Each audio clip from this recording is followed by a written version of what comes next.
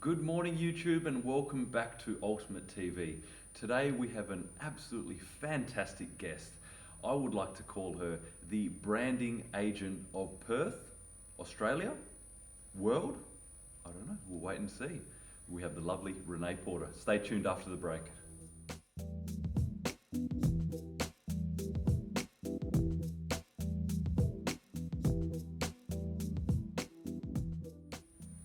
Welcome back, everyone, and today we have the lovely Renae Porter. Renae, how are you? Good, I'm good. Thank you for having me. My absolute pleasure. I'm gonna Thanks have for to coming live down. up to that introduction that you just gave me. Well, like I tell everyone, you are the worldwide branding extraordinaire. Oh, thank you. So hopefully for everyone out there, you live up to the hype, hey? I hope so. That's all. So, how you been? I've been good. Yeah, I've been really good. I'm trying not to use the word busy because I feel like Love it. we all use that word, so I've been very productive. Yeah. I'm trialing that. But we have been extremely busy with the brand, with Dream Hunter, new staff. Everything in the last 6 months has kind of been overhauled, and I'm really looking forward to the next 12 months now that we've made some tough decisions and we've kind of changed things a little bit. That's awesome. Can't wait to talk about them. But let's talk Yes. about the word busy. I love that because I've stopped using the word busy in a work context to clients and to potential clients and to friends because Mhm. I don't know about your meaning of it, but it's more the fact of they you're it's more of like a word where they feel obligated to not contact you Yeah, so that's effectively. exactly how Yeah. I feel as well. Yeah. So yeah, I'm glad that another person's on that same I page as totally well. am. And I'm trying to find a word that just naturally rolls off the tongue, but nothing rolls off the tongue quite like I'm busy. So we can't say flat out. No, well, you No, can. it's the same thing. But yeah, and it's so funny. I actually cringe a bit when I get those emails where someone says, "Hey, Renae, I know you're really busy, but I have this and I didn't want to bother you. I I would love to remove that because that's what I'm here for. Yep. I'm here for my clients." Yeah, I have people calling me all the time and likewise in the emails as well say, hey, I don't want to take up too much of I your know. time. I'm like, well, no, you're a paying And customer you're of a ours. priority. You are my priority at this point in time. Yeah. So And go friends for as it. well. When friends Correct. say, "I know how busy you are. I didn't want to ask you." I'd hate to think that somebody wouldn't ask me to do something that they needed help with Yeah. because of that word. Oh, exactly. Mm. That's awesome. Yeah. So busy. Business is good. Yeah. Love it. Yeah. Love Business it. is, it's always good. It's the Yeah. craziest business ever, Dream Hunter. I'm, I shouldn't say that I'm surprised because I work really hard at making sure it's productive and not busy. But I am always surprised by this brand and how the work never, ever, ever ceases.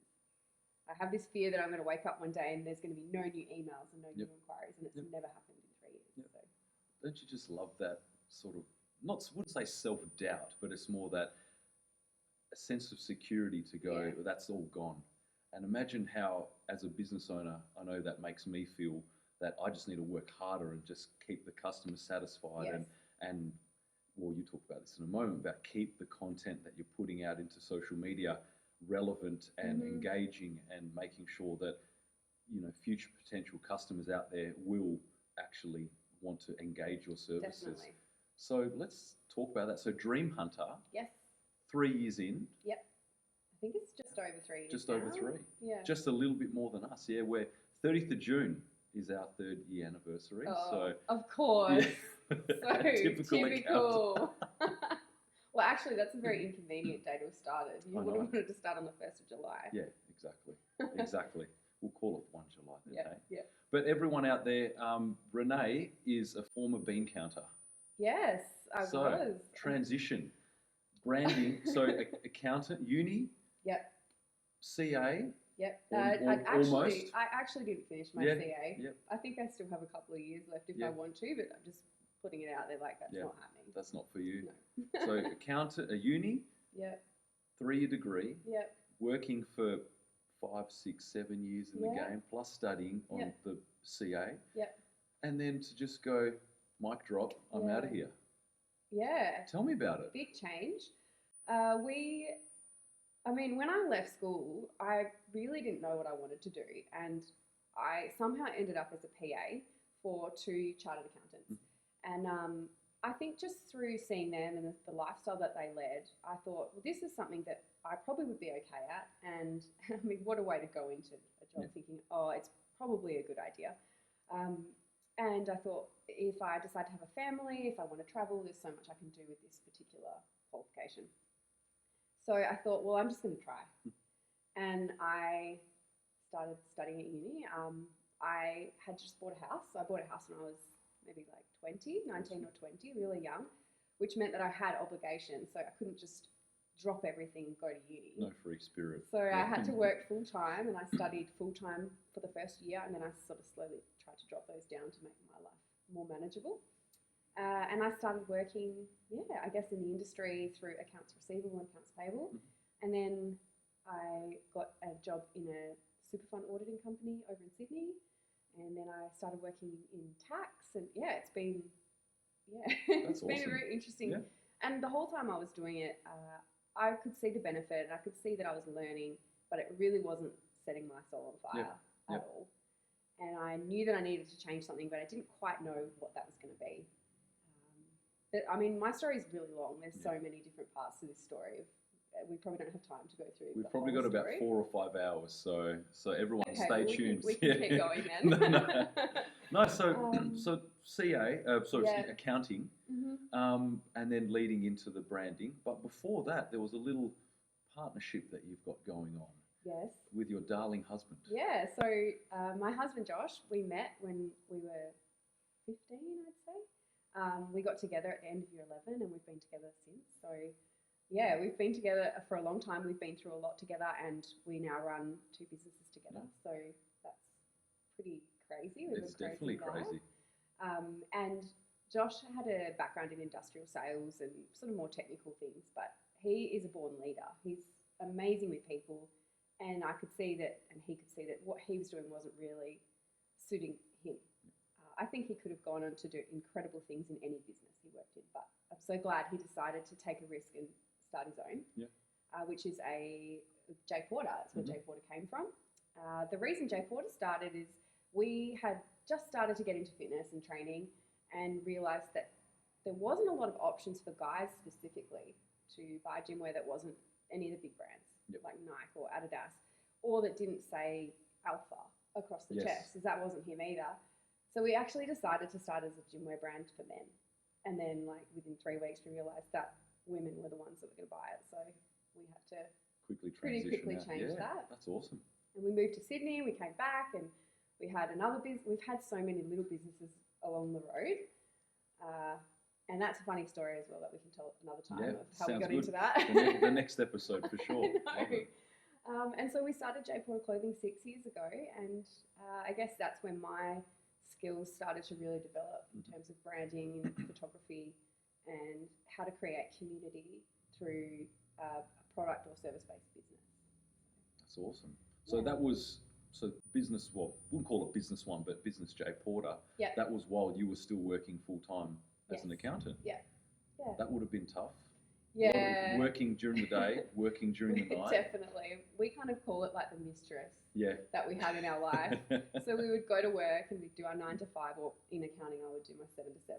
Yes. And then I'd come home and we would have dinner, go for a walk or train, and then we would start again at 8 o'clock at night and we'd work till 1 or 2, and we'd be up again the next day for work. And what a roller coaster. It was, but we loved it. You just, because it's something new and fresh, you just love it so much. You don't even think about that. And we were a bit younger then, so, it's like having a hangover. Yeah, exactly. I can't do it anymore. Not anymore, no. But back then it didn't even faze She doesn't me. look it, but she's in her 30s, everyone, so Thanks. don't, she definitely doesn't look it. Thank you. Stop it. Or is it like me, where it's just the businesses have aged us? Yeah, totally. That's why my hair's now blonde, because I couldn't control the greys anymore.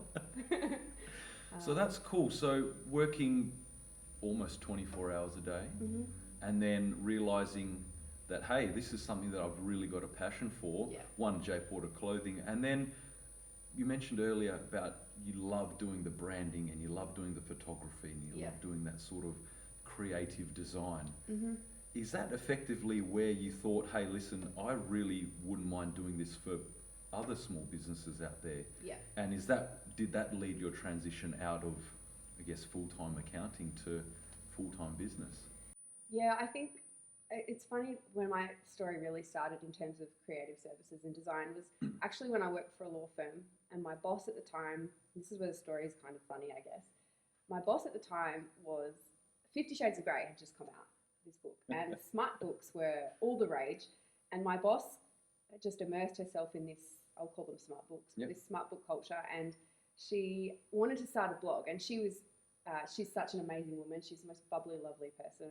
I loved working with her. She wanted to start a book blog, and she goes, Renae, you seem like you know stuff. Do you want to have a go? Okay. So I just started to learn about WordPress and started to learn about Photoshop and how I could create things for her book blog. And she released her book blog, and it went viral on Facebook. She had 10,000 followers in about a week, and just created this incredible community. And I built her first blog site where she was reviewing all these books. People all around the world were reviewing these books. And through that, I learned how to use Photoshop. And then all of a sudden, I was getting contacted by authors from all around the world who wanted the book covers for their XXX rated porn books done. And that's how I learned how to code, and that's how I learned how to create things in Photoshop, by making sex book covers. Awesome. So, interesting way to start. What a resume title, hey? I know. So that was my first foray into creativity. And through the accounting industry, I would work with small businesses on their tax planning, and I'd talk to people about their business, and I always wanted to ask another question. What does your logo look like? Yep. How are you communicating to your customers? What's the customer experience? What do you stand for as a business, and what are your values? And that wasn't really my place. No. So I kept finding I wanted to know more. Just leading back to that, because I felt exactly the same thing. I wanted to see how their sales were going, how their marketing was going. Was that just frowned upon by your employers, or was it just something that they didn't want you to bring up in, or it was a waste of time in the client meeting, for example? I wouldn't say that, but I think as a junior, you're kind of Fair enough. You're kind of at that point where you're not really able to give a lot of advice, sort of, in terms of even of tax. Everything had to be overseen, but also as a junior, I was so conscious of my billable hours and my 6-minute intervals. Yep. Not that it was, and the place that I worked at was incredible for encouraging me to be creative, and something I loved about that business was they would pair the accountant with the client. So I got the creative clients. Awesome. I have an artist that I still work with in my own brand that I met through that business. So in that aspect, it was encouraged, but not to the degree that it would be now. Yeah. Cool. So turn the clock a bit forward to Dream Hunter now, 3 years in. Yeah. How's the growth been? From day one, when you first started with, I presume, 0 clients, Yes. to go, where the heck is my next dollar going to come from? What did you, as I guess in your own persona, how did you envision your brand to grow, and how did you achieve that? It's very much a people-based brand. J Porter Clothing is the same. We just love community and building people up to be part of our community. And they then obviously speak to each other, and we just kind of foster this amazing relationship between people. When I first started, like you said, I had maybe 3 clients, and those clients are still with me today, which is awesome. Incredible. And I'm so grateful to them for letting me be on the journey that they're on.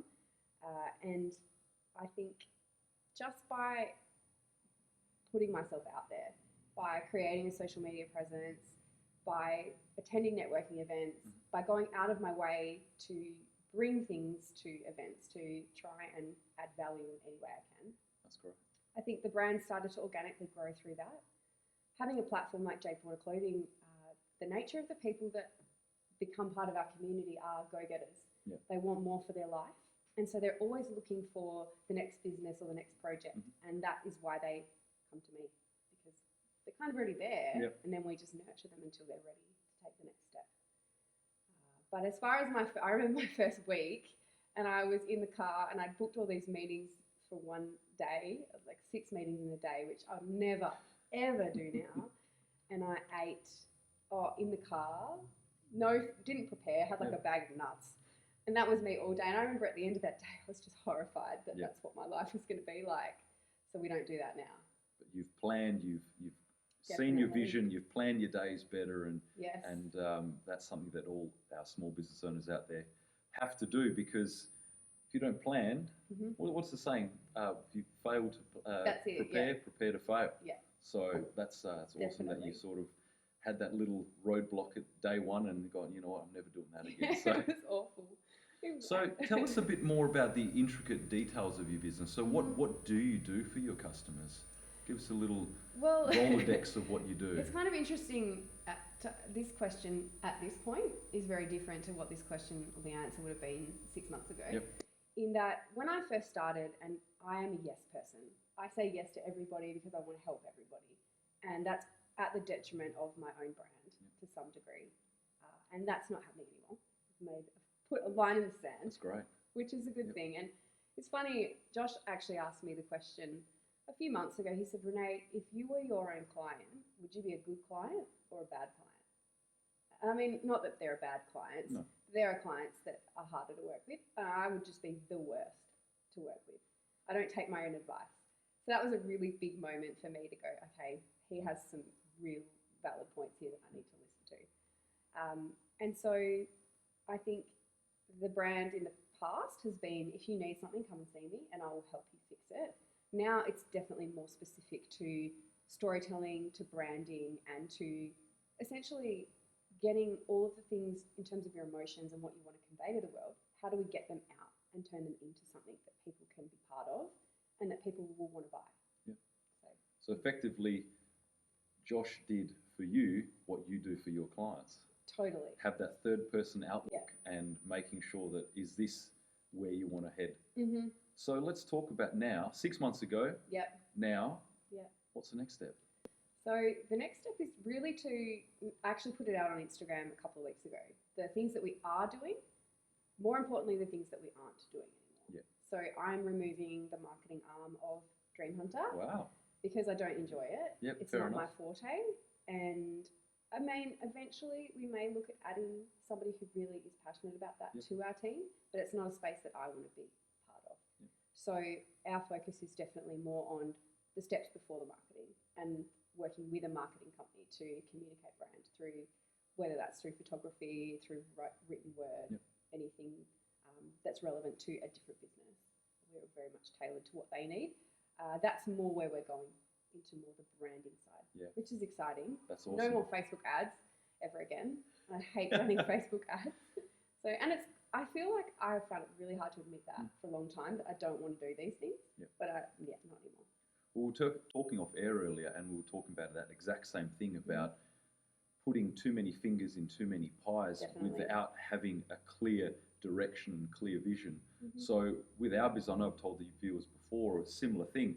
We wanted to be #1 boutique accounting firm in Perth, which we're getting there. Yeah. It's slow but steady. We're getting there. But we also wanted to try and potentially add a marketing arm, potentially add a business mentoring arm, where I guess people are not sure what business mentoring is. It's more your effective coaching and stuff like that. And because we've had coaching done in the past with us, and I found it quite valuable. Yep. But I thought that for us to do very well with our tax, business advisory and compliance, we weren't able to put enough time by us trying to do all those other 3 or 4 different things. It just wasn't achieving our end-term goal, and actually detrimented our current clients and ourselves as well. Because we were putting all this extra time and energy into what we wanted to grow, yet the thing that was actually making more money for us and more, I guess, beneficial for our clients was we were letting go, and we hold on, no, we nip that in the bud straight away,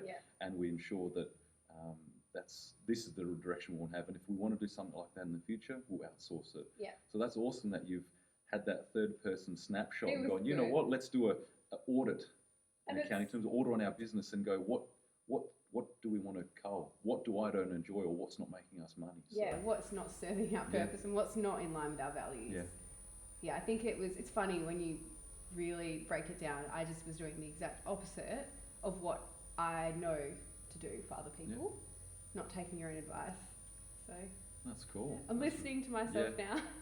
So not taking your own advice, and I guess not having that, being that you're the brand agent, not having that other person to throw ideas at, apart from Josh, but we'll call it yourself for the moment. What are some of the biggest mistakes you've seen business owners make with their branding? And before, let's say before they come to you, or Yep. after they leave you, for example. hmm So what do you think's happened there? I think I was listening to this podcast a few months ago. So I was preparing a branding workshop that was kind of the branding workshop for branding workshops. And it was a full day workshop where you would work through your brand from start to finish. And I was listening to this podcast and they were talking about, it was awful. It was like slamming business owners for not having, why haven't you done this? You haven't done that. You're at a loss already. And I found it really difficult to listen to because it's so counterproductive to hear all the things you're doing wrong. So as far as the mistakes people make, I would say one mistake is beating yourself up over the things you haven't already done. Because the branding process, for me, branding is an everyday thing. It's something that I do every day. I look at, is this decision in line with the values that I've created as a brand, especially for J Porter? I think the biggest mistake, I guess, is not knowing what those are. But then the next mistake would be feeling like you can't do anything about it because you haven't already done it. Does that make sense? Exactly. You kind of talk yourself out of, you think you've already failed. So I think not setting up those values and understanding what your business does and who it serves, but then also feeling like you can't do that because you haven't done it. Yeah. So yeah. It's more about learning every day. Doesn't matter if you're a seasoned business owner of 10 plus years or you're just starting from the grassroots. It's knowing that when you, I guess, make a mistake, learn from them and don't let that set you back. Exactly. Yeah. And I think that's where talking to someone like yourself, especially when it comes to the branding side of things, it's definitely. Yeah, it's.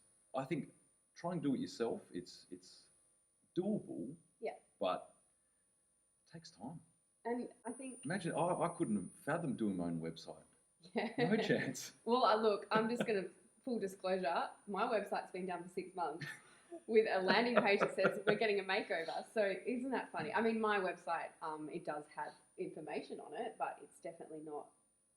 Now that we've made some more clear decisions on it, it'll be easier for me to do. But I guess, yeah, that's a that's a good indication of how, if you don't do things and you don't align yourself properly with your values as a brand, that it can make it really difficult to put content out there. Plus, I'm a perfectionist, and my one has to be the most perfect. You're an ex-accountant. Example. Ex-accountant, you have to be a little bit OCD. A little, maybe a little. But I mean, as far as mistakes after that is probably just falling off the track and maybe letting your doubts and letting the things that you see around you impact you so much so that you can't move forward, that you don't move forward. So that would be the biggest mistakes I think I would see. And then not even mistakes, learnings. Learnings, exactly. Yeah, journeys. Yeah, don't call them mistakes, everyone. Make sure you call them learnings. A journey. Exactly. We all have different roads that we travel, Definitely. and none of them are a mistake. Will all lead us, hopefully, to our end goal. Yeah. So, with that journey, the various crossroads that people come down to, how often should they revisit their brandings to ensure that those, I guess, questions that come about are answered before they even happen, right? Yeah. So how often do you think a business owner should revisit their branding or revisit their marketing strategy or something like that? I think depending on the type of product or service that you offer, if you're in fast-moving products, then I think it's very important to do that more regularly. But I would say probably doing, for small business owners, I'm being realistic here because that's who I deal with. Small business owners, realistically, to have a full sort of chunk of time, it might be a day, it might be 3 days, to just revisit what you're doing is every 6 months. As far as branding, it's every day. Yep. It's making sure that the decisions you make, as I said before, are in line with the values you hold as a brand. 100%. When you are thinking about things that you want to do or things you've said no to, usually you feel it in your gut anyway, trust your gut. But knowing what those values are every single day is really important for growth. I think if we look at the fast-paced industries, clothing, hospitality, well, retail, which is supposed to be part of clothing, but I said, talked to a client the other day and said that the person that invented smashed avocado has really done a wonder for cafes because brunches are all the mix now. Yeah. And I had a friend who was telling me that they wanted to one day open up a cafe, and I said, man, that's really hard work. And he said, I can do the hard work, but it's not hard work in a sense that you can't put in the hours. It's it's hard work because you have to be the flavour of the month now. Because Yeah. especially now, millennial age, where we've got everything at our fingertips. Yeah. What's if smashed avocado goes tomorrow, then well, what's on your menu the next day? And it's sort of you have to keep revisiting. You have to keep looking ahead. I imagine the same with Jay Porter. It's looking ahead in different markets. What's happening in the US? What's happening in China, in Asia, and I guess if we come to more Australia-wide, what's happening in Sydney and Melbourne, because they're the big hustle and bustle places. Definitely. And you just have to know what's going ahead. And as small business owners, if they don't have someone like yourself helping them, they're just clear cut and they've got their blinkers on and they can't really see the vision of where they want to head or what's the next step. So I think you're right with that. Yeah, you're making sure. So if you've got a business out there that's really fast paced, if you don't have a branding consultant or someone that you can talk to about that, hit Renae up for sure. Yes. I think it's like about being open, but also aligned. That's probably the two words. You need to be open to opportunity, but you need to know what those values are so that you know whether to say yes or no. Yeah. So if someone did contact you, what would they expect to receive? Do you have like packages of varying degrees? And I guess let's say a startup business. What would you recommend to them to say, listen, this is your, of course, budget comes into play. Of course, Yeah, so obviously the budget comes into play, and then what would you provide for them? So the first thing that I usually recommend for people is to come in and do what we call a brain space session. So brain space session is it's just all about you, really, for an hour to an hour and a half, 2 hours, however long you feel you need to come in, and it's like a brain dump. Everyone calls it a brain dump. I didn't like the word dump, so Fair call. space. But it's essentially just everything that's in your head. I want you to just tell it all to me. There's no order, there's no reason, there's no rules. Just get everything out, and then we put it into an order of what's the first thing we need to do here. What are the compliance things we need to do before we get to the fun stuff? And how are we going to approach it? What's our plan of attack? What's the budget? And what parts can you do versus what parts do you need me to do? I love how you said that. Let's work on the boring stuff. Yeah. Because if you don't have I guess you look at it as a house getting built. The paint's nice. When you do the rendering, it looks nice. The paint, everything like that. But if you don't have the core bricks in place, that house is just going to crumble. So that's amazing that you do that. It's really good because if you don't have those foundations in place, where's your direction, where's your vision, where's your journey going to go? You don't know because it's all crumbling in the back end. And I think also those compliance parts, they actually cause a lot of stress to people. Even just registering an ABN, some people, they can't even get their head around that, which is totally fine. It comes second nature for sure to us because that's what we do. But for somebody to be stressing so much about their ABN and their email setup that they're so blocked creatively, it's just not productive. So we try and help, I guess, take some of the stress away of those compliance things, even just to tell you where to go. If you Google, I see it all the time with domains. People will Google a domain and then they'll pay $150 for a domain when it should have only cost you $9.99. Yeah.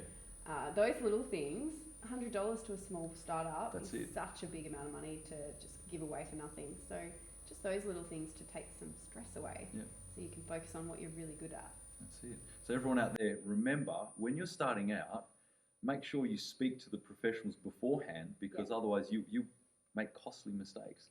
Even if it's only $100. Now, that's not a lot of money to some people, but for a startup, when you've got $0 coming in, you're already negative 100. So, exactly. So, Renae, thanks very much for coming in. But before we go, how can everyone out there contact you? Well, I have like a million different handles that you can reach me on. Probably the most helpful one for me, I'll put it out there, is my email. But we do have a website. It's www.dreamhunter.com.au, and you can find out a little bit about us there. I also have Instagram. Do you want me to give you all my Instagram names? Everything. Twitter, Twitch, Facebook, YouTube. All right, start from number one. We've got at RP Dream Hunter. We have RP Dream Hunter, Dream Hunter Hub, which is our business. That's where you'll see all of our clients. And then I've got RP Snaps, which is my newly, I'm trying to use that a little more. I haven't used it for months, trying to use that a little bit more. And then website, email, Jay Porter Clothing, just Jay Porter Clothing. Yep, that's fantastic. Renae, Miss Dream Hunter, or should I say Mrs. Dream Hunter, Mrs., I I should guess. say. Thank you very much for coming in Thanks for and having letting me. everyone in the world of YouTube know a little bit more about you. Thank you. And before we go, I do just want to say a massive thank you to you, Bobby, for not just what you do today, but for everything that I see you doing for small business. When I have clients that ask me about tax or accounting, I always say you need Thank to you see so much. Bobby. It honestly, because I said he'll get excited with you. Yeah. And that's really important That's cool. to me. So thank I'm you. glad. Accounting isn't as exciting to everyone, but it is for me. No, definitely. Thanks again for coming No in. worries.